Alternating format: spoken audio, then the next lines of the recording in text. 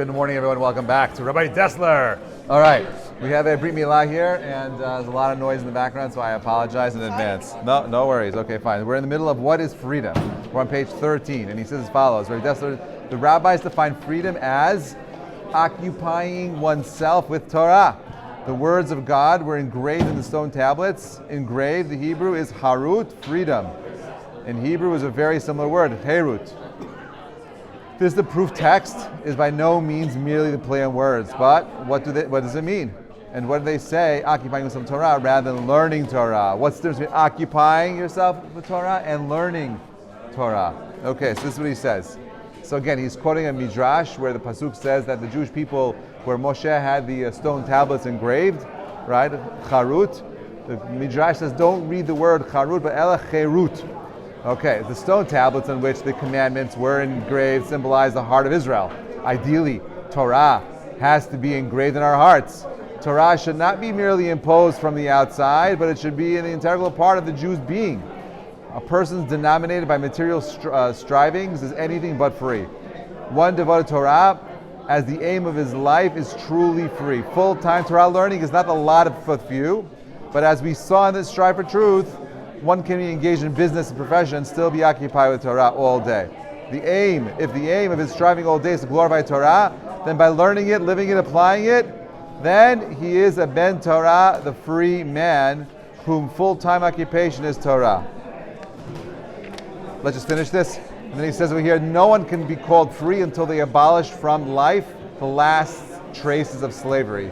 We must take a hint from the laws of Chametz, which provide the chametz must be completely banished from our diet, down to the smallest trace. Chametz symbolizes the power of the Yetzer Hara. By the power of Torah, we can and must banish materialistic strivings from our lives and emerge into true freedom. Let's explain.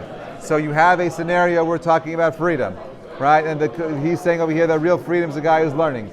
How could you say that a guy who's occupying himself in Torah is free? What about all the laws? I'm not free to do whatever I want. I can't eat a cheeseburger. Well, today you can because of Smash House Burger. It's actually very good. You can get a bacon cheeseburger today. You can get yourself all kinds of food today. But the laws themselves limit our ability. The Torah itself is a set of laws, and therefore laws by definition prevent me from doing things. For example, if I wanted to drive 120 miles an hour down Broadway without a seatbelt, I can't do that. The laws prevent me from doing it. I'll get arrested, right? I could try to do it, but I'll get arrested. So where's freedom? Now there's the challenge. We don't understand what real freedom is.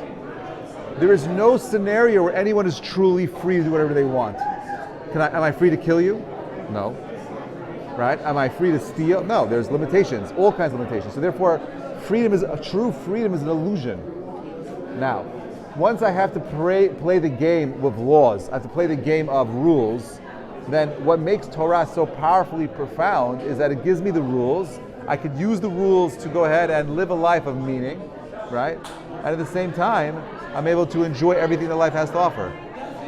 Can I choose to be an immoral person? You can.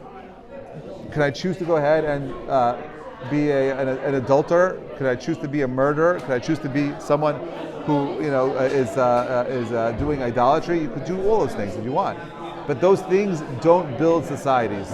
Those things don't help create a better future for our children and our grandchildren.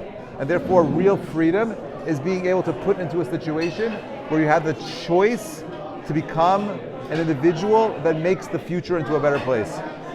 And that's why the Torah is giving you the ability to be free. It doesn't say someone who's learning Torah. It's not enough to learn Torah. You have to occupy yourself with Torah.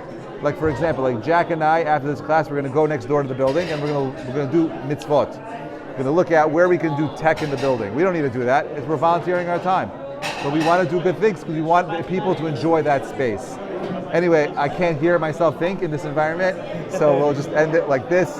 Okay, the idea of freedom is having number one, understanding what the laws are. Number two is living your life. Remember, Rabbi Dessler says you could be learning Torah all day. It's great. You can be working and also finding Hashem in everything that we do. And that's the aim, to take our world, bring God into it so we can make it a bigger, better, greater place. Signing off. We'll see you, Bezrat Hashem, tomorrow. Have a great day, everybody.